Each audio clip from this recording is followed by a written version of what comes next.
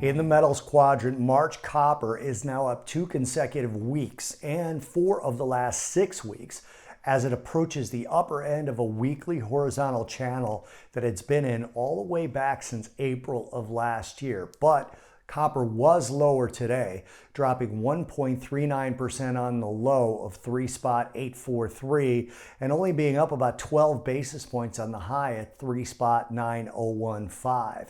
Copper ended up finishing the day down just short of 1%.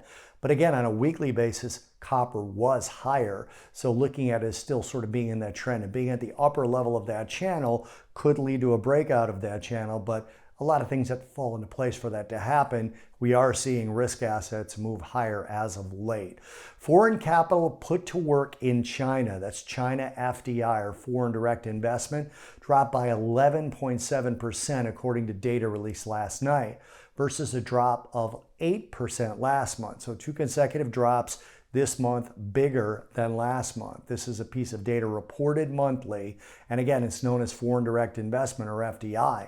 It can be an indicator of global confidence or lack of confidence in the Chinese economy, and currently would be an indicator in a belief or a lack of belief in stimulus measures actually working in China to spark a recovery there. China being a huge consumer of copper, this likely had a little bit of an effect on today's price.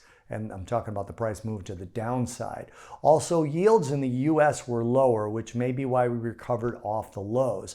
After 2 consecutive weeks of higher yield, they backed off late in the day Friday, closing lower on the week. But on a weekly basis, the 2-year was actually up 2 basis points. So the 2-year is up 3 consecutive weeks, while the 5-year, the 10-year, and the 30-year on the yield side actually ended up being lower on the week after 2 consecutive weeks higher. So it also took the dollar down with it, which again is part of the reason that copper may have bounced off the lows today.